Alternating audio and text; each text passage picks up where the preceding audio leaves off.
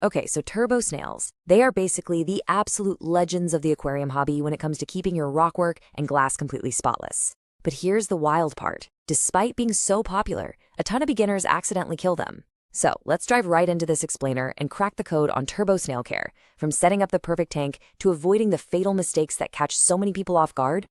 Let's actually start with a massive misconception, because the answer to the question of whether you can put a turbo snail in a freshwater tank is quite literally a matter of life and death. You see, because they're so famous for their cleaning power, freshwater hobbyists constantly want to add them to their setups. It's a totally fair question to ask, but we've got to put this idea to bed right now. The crucial reality here is that turbo snails are obligate marine invertebrates. What does that mean? It means no acclimation process, no matter how slow or careful you are, is going to save them from lethal osmotic shock in freshwater. Every single cell in their little bodies requires salt to function, so putting them in freshwater, or even brackish water, causes irreversible damage in just hours. They belong exclusively in saltwater reef tanks, period. So, looking at essential saltwater tank setups, let's start with tank size, 30. You need a minimum of 30 gallons to give these guys enough grazing territory. Why? Because otherwise they'll rapidly deplete their food source and literally starve to death. If you drop them in a tiny nano tank, they're going to clean it out entirely way too fast. But in tanks that are 75 gallons and up, that's where these guys truly hit their stride. And keeping them happy means strictly maintaining a specific gravity right between 1.023 and 1.026. You really want to perfectly match natural reef conditions, because remember, these snails hail from tropical Pacific and Caribbean reefs.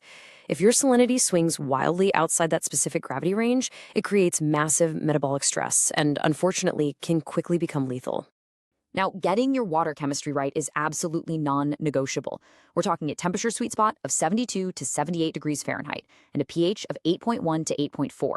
But here's the absolute most critical part. Ammonia and nitrate must be at 0. They are incredibly sensitive to toxins. Meanwhile, you've got to keep your calcium between 380 and 450 ppm alongside an alkalinity of 8 to 12 DKH. That's the secret sauce to maintaining their thick, healthy shells and preventing serious erosion over time. So what are they actually doing in all that perfectly balanced water?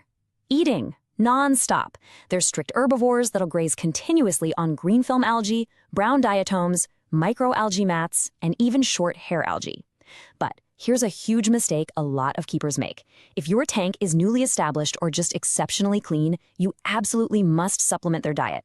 Just clip a sheet of dried marine seaweed, called nori, right to the glass. If you don't do this in a spotless tank, they will definitely starve. Moving on to choosing the right species. It's really fascinating to compare the super popular Mexican turbo with the highly recommended Trochus snail. The Mexican turbo, it grows up to a massive 3 inches. They're absolute powerhouses, but they will literally bulldoze and knock over your delicate corals as they plow through the tank. The Trochus snail is often the smarter choice.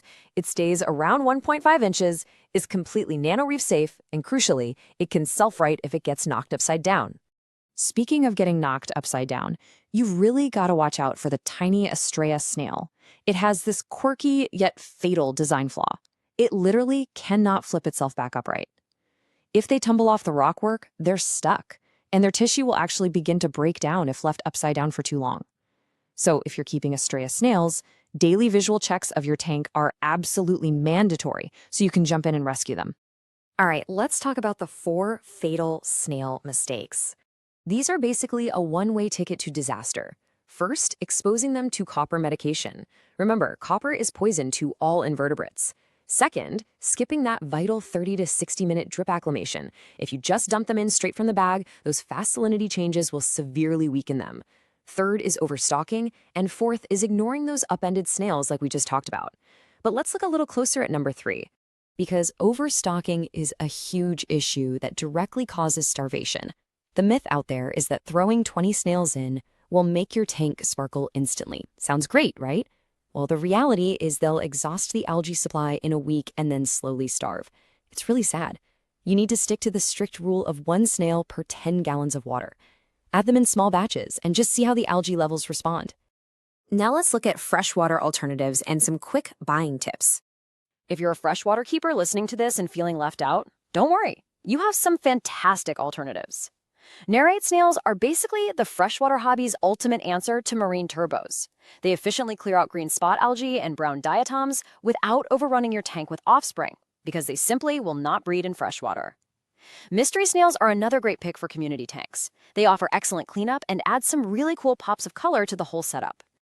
Okay, whether you're buying saltwater turbos or freshwater nerits, you need to know how to pick a healthy one. When you're at the store ready to buy your cleanup crew, run through a quick checklist. Make sure the snail immediately reacts or retracts when touched gently. Check for a perfectly intact shell without any deep pits or cracks. Ensure that little trap door, the operculum, is visible. And honestly, if the tank smells strongly of sulfur, just walk away entirely. This brings us to a profoundly important point from the Marine Aquarium Societies of North America. They note that invertebrate health at the point of purchase is the strongest predictor of long-term survival. That means buying from a quality vendor with a live arrival guarantee matters way more than any other single factor. If they're stressed or dying at the store, they're not going to magically recover just because you put them in your tank. So are you ready to completely transform your tank's algae control safely and effectively? A thriving tank isn't just about the fish, right? It's about respecting the intricate needs of the entire ecosystem, right down to the snails. Head over and search for the TankZen blog for the full, detailed guide to guarantee your snails thrive. It kind of makes you wonder, what other unsung microscopic heroes are working overtime in your tank right now, just waiting for you to understand them? Keep observing and keep learning.